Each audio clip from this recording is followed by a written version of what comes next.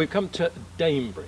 Ah. It is one of Hampshire's countryside sites, one of the country parks, and in that area there is this wonderful Iron Age fort, Ooh. Iron Age hill fort, and it was excavations in that fort from 1969 to 1988 by Professor Barry Cunliffe, so 20 years of digging, that produced all the information and all the finds that are on show in the Museum of the Iron Age at Andover. So we've come out to see a location, all that wonderful material that tells the story of Iron Age people in this area of North Hampshire, something like 2,000 to 2,500 years ago. It's a bit of a climb, but it's not so bad. So the site's managed by Hampshire County Council, and there's some good information here. Here's a nice map that shows you the full extent of the site. So the ring, the actual hill fort on the summit, that's about 13 acres in extent. Wow. But you can see that there's all this area to roam around in, so it's probably twice that size in terms of areas to walk the dog, fly kites. You can do those sorts of things here. It's not a restricted site for those sort of games and activities. And there's quite a bit of information about the wildlife as well, because obviously the Countryside Service look after the flora and the fauna as best they can. So we've got just a very steady climb of 300-400 metres up to a trig point. Now, do you know what a trig point is, Stacey? I'm not sure actually.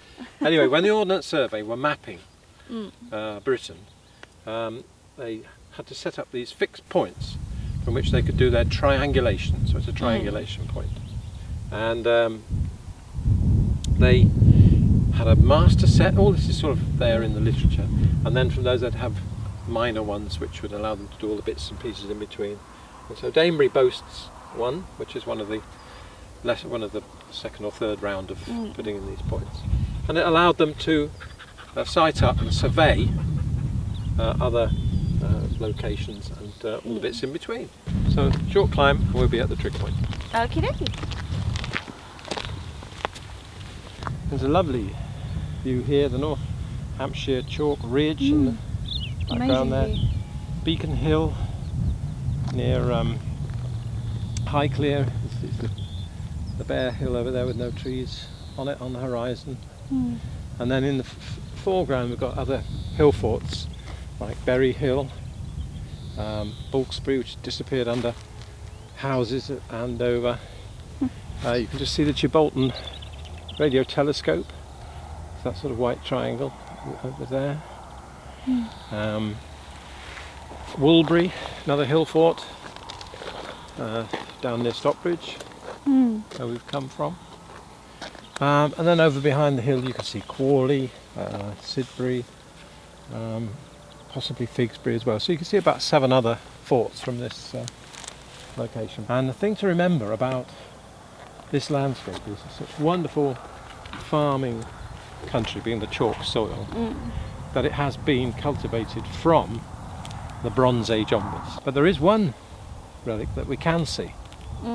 So running down beside us here, can you see that bank, low bank, just where the gravel stops? There's the bank and it goes down to the fence line there. See how the posts go up and over the bank? So the fence posts come along and then they go up and down. It goes on into that field, turns left and heads right onto the corner of the trees over there. Yeah? So that is a linear bank and ditch, or was a bank and ditch arrangement that we've plotted and runs on for something like 4 or 5 kilometres across the landscape there. And we know that that's Bronze Age in date, so that's before the Iron Age hill fort, but ties in with some of the field systems. It's such a brilliant day today, but the great thing about being able to come up in March, in early March, is that the leaves haven't sprouted on the trees yet, so you can sort of see and appreciate the site in a way that's gets more and more covered as the seasons Yeah. go on.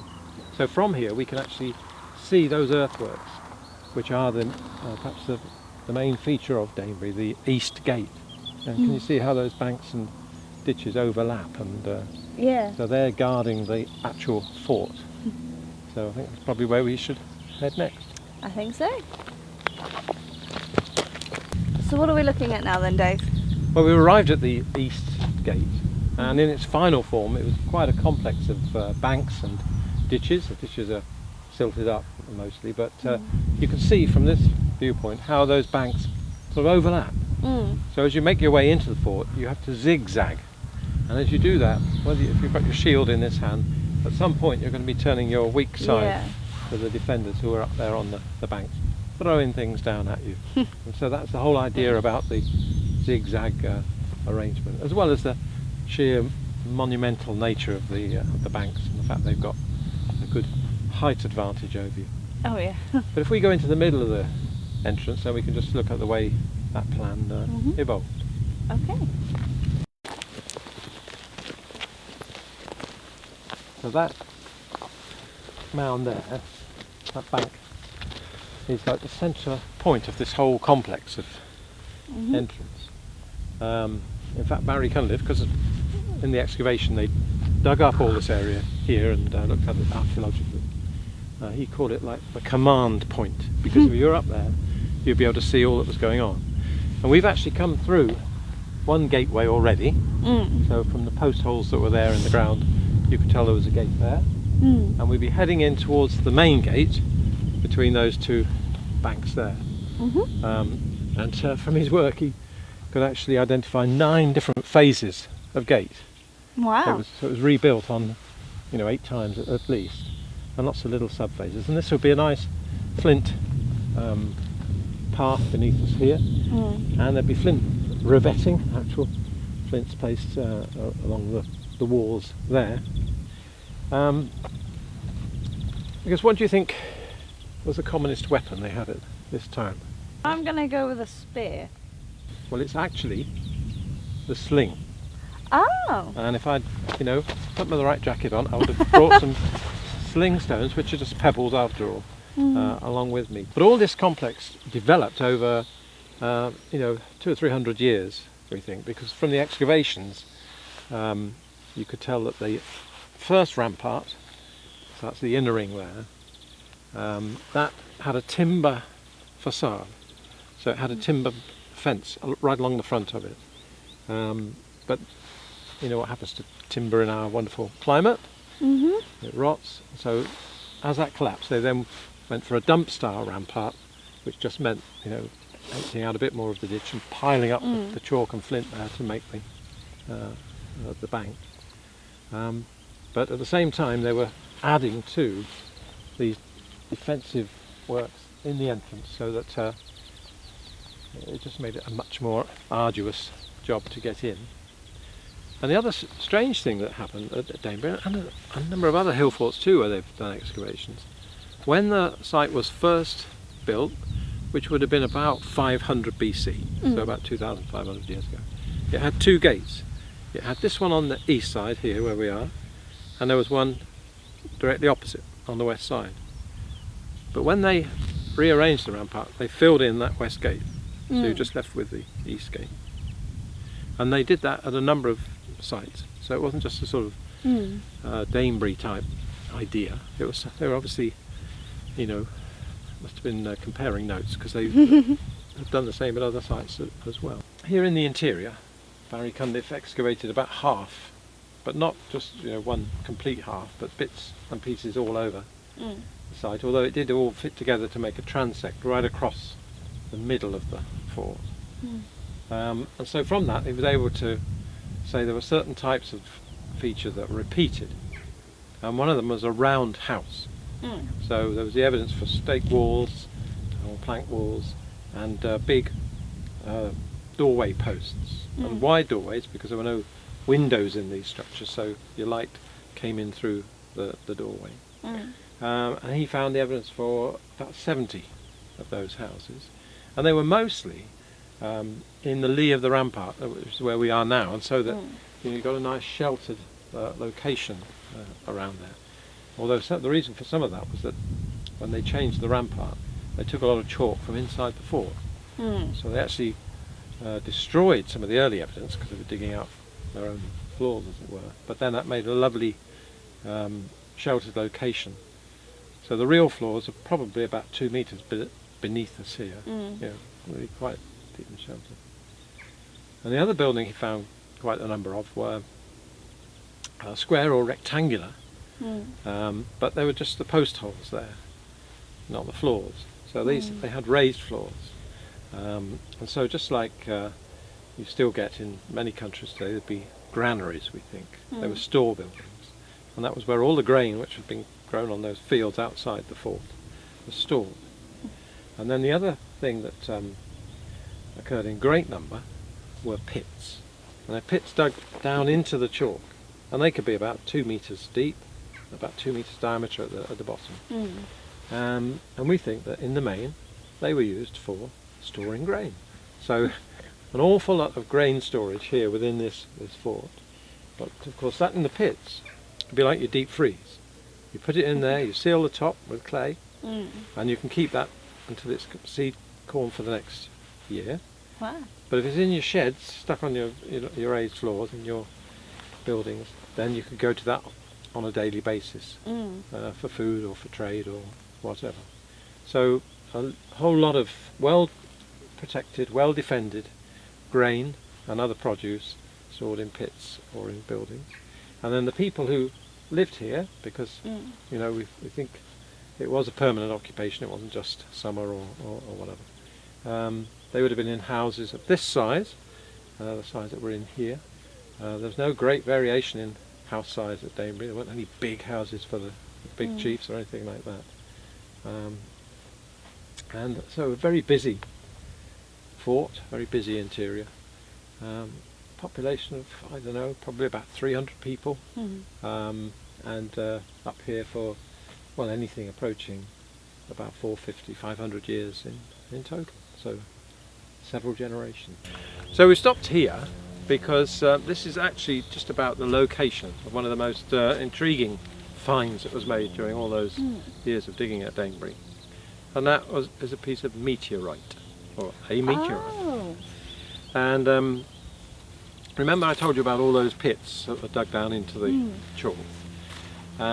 When pit number 706 in the Barry Cunliffe catalogue of pits was being excavated, just about here, a bit of metal was found that was thought was slag. It was a bit of iron waste. But when it was analysed at Oxford, it turned out to be an actual meteorite. And so there's great intrigue and wondering how it could have possibly got there. It was quite small, it's only the size of a walnut. And so the late Professor Colin Pillinger, he got very interested in it. And just a couple of years ago actually got round to writing a paper about it, about the Danebury meteorite, which has now been published in one of these scientific journals. And the actual meteorite is on display in the Museum of the Iron Age at the moment.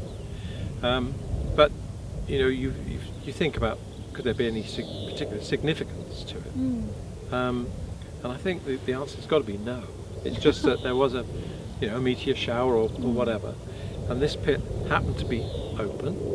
It had some chalk in the bottom of it, and this little traveller through space came down and landed in the hole. So imagine a very good golf shot. I don't know, but anyway, it went into the hole, and because it went into a chalky layer, it survived.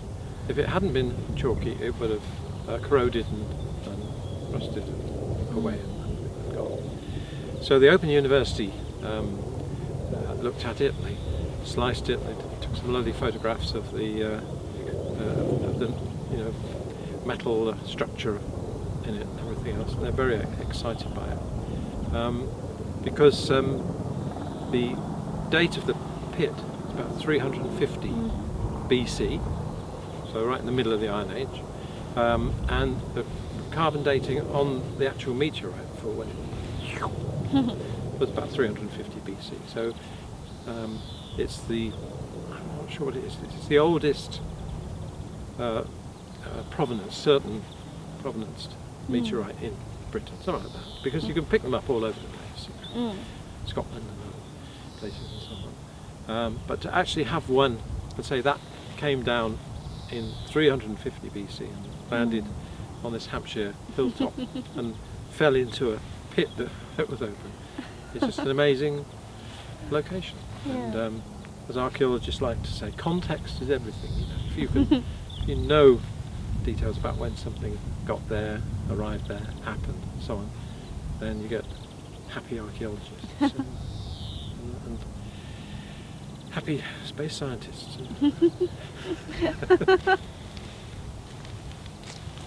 So why have you brought us here, Dave? Well, we're at the centre of the fort now, and it's also just about the highest point. And when they excavated here, they found a group of buildings that were unlike any of the others in the remainder of the fort. So they weren't circular dwelling houses, and they weren't the buildings with the raised floors for storage. It was a small group of square and rectangular buildings, but you know, quite unlike the other ones, as I say. And I feel it's most likely that these were the shrines. This was the religious focus for the community, and a path led straight to them, just as it does today, really, from the gate down there. So there weren't any particular finds, you know, from the immediate location of those that small group of buildings to say that that's exactly what they were. But in the rest of the fort, there was evidence for, you know, what we would consider to be unusual behaviour. In those grain storage pits, when they'd been emptied of the grain, then it wasn't just a sort of filling in of rubbish or the chalk from the next one they dug. It was a very deliberate infilling that took place, a very mannered series of deposits, and very often in the first material that went in would be some sort of sacrifice. So it might be a dog, or a horse, or a raven, a bird, and occasionally a human that went in. And from the way these bones are arranged, or the body was arranged on the base of the pit, surviving as bones, obviously, and we can be pretty sure that these were the sort of sacrificial offerings. And there were probably other materials that, you know, could have gone in as well, like bales of wool, maybe, or honey and other, you know, other things. But essentially, we are getting some idea of the offerings that they're making to the gods of the earth, to the fertility gods, because they've had a good harvest, or because, perhaps more importantly, they want to ensure that the next one is a good harvest. So they're making these offerings. So there's a lot of evidence of that from not just Danebury, obviously, but from other Iron Age sites around. And when you look at the burial of humans, that is also a sort of strange practice to our way of thinking at that time, because the only complete bodies we get are these sacrificial victims. The funeral rite for most of the population there seemed to have been some sort of exposure, perhaps on platforms outside the fort, not within, but outside, so that the spirit could leave the body, and by that time the body would be, you know, falling apart or being pulled apart by wild birds and animals and so on. And then occasional bones we find within the fort, so that they bring in an arm bone or a bit of skull or something. So within the whole of Danebury, there are bits of about 300 individuals, which of course doesn't really add up to full population, because you've got 300 people, say, living here for, you know, probably about 6-7 generations, something like that. So you've got a few thousand people to deal with, but you're only finding the odd bit of a few hundred. What other types of Iron Age site are there? Well, the Iron Age sites that we recognise are really enclosures of various sorts. So the Hill Fort is an enclosure, and that's, if you like, at the top of the hierarchy. But there are many other smaller farmsteads and enclosed sites. Some of them have strange names, like Banjo, because it's a circular site with a long approach, ditches going to it. And really that landscape out there is full of them. So I suppose what we imagine is that people will be out there farming, and if there was trouble or need to, come and actually find a strong place, then they'd head for Danebury and they would be given shelter here. They'd help defend against whatever. So a good number of enclosures, and in the Museum of the Iron Age there's a lovely map on the wall which shows that whole sort of later prehistoric landscape, all sort of shown with the all those enclosures that we've been able to identify.